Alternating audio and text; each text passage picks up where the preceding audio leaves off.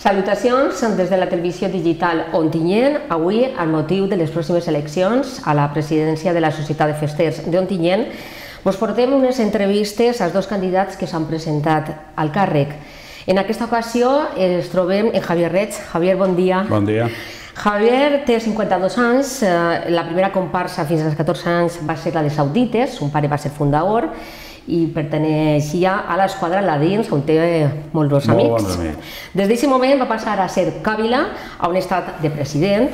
També va estar junt a son pare, que va ser president de Festes en l'any 1989. Javier va estar al seu costat d'Emilio Reig, i també ha sigut vicepresident a la Societat de Festers del 2012 al 2014 i té l'insignia de plata.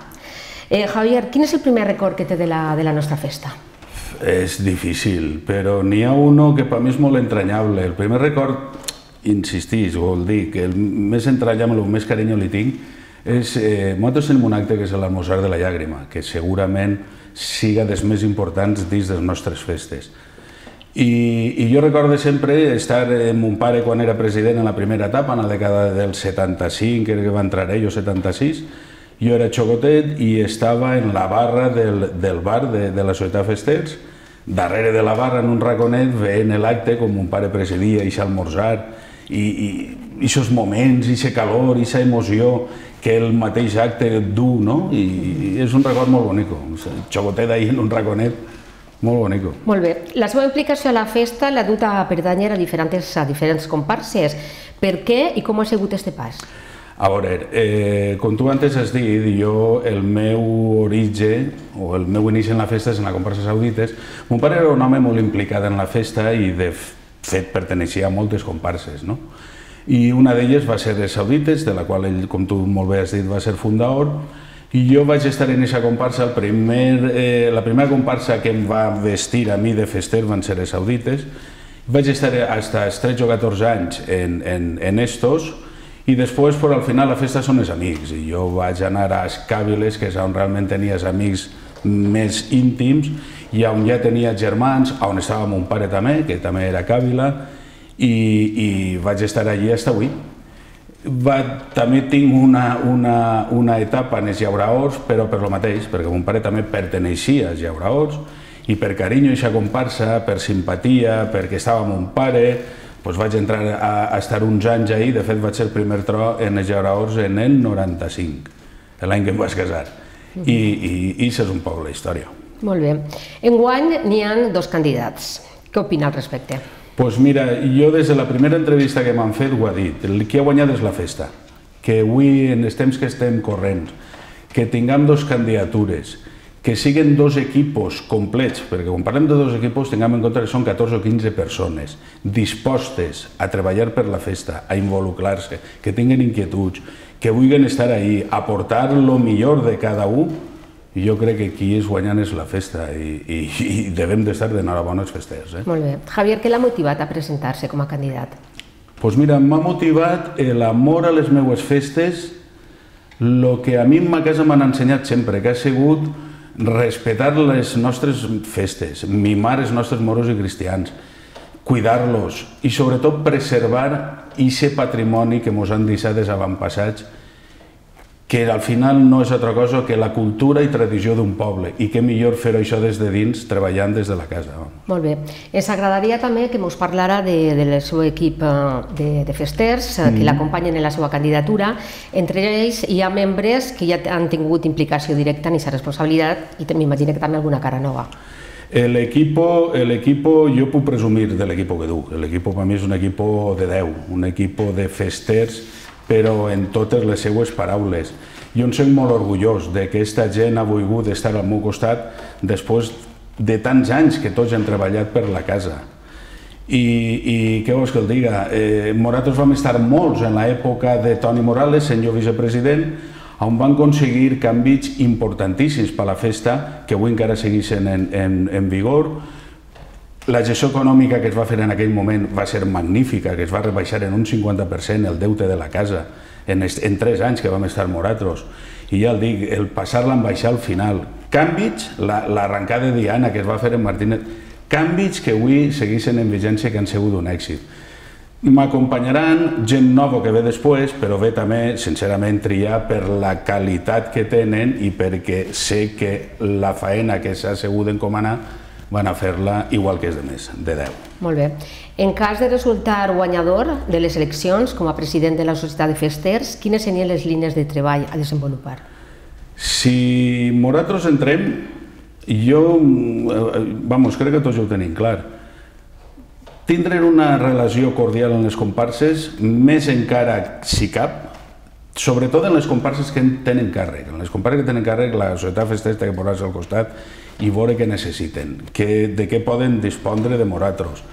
Nosaltres també volem sentir al fester, quines inquietuds tenen, en què poden millorar certs actes. I és un poc, tenint en compte que nosaltres fa 4 anys que no estem en la casa. Jo crec que la primera base és sentar-se i saber com està la Societat Festers ara. Una volta tingués coneixement d'això és quan realment pots actuar i fer el que estic dient, veure les comparses, anar a veure les comparses de càrrec i demés. N'hi ha coses importants. Jo crec que aconseguir altra volta la separata de festes internacionals que en el llibre de festes estos 4 anys no eixia.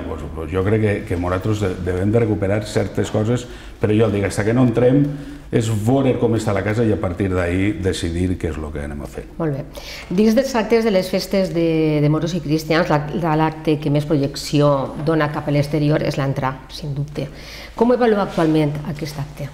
L'entrà, pareix que sigui un tòpic dir-ho, però jo crec que l'entrà que no teníem fent és la millor entrada de moros i cristians del món. I te ho dic conscient i vamos de lo que estic dient.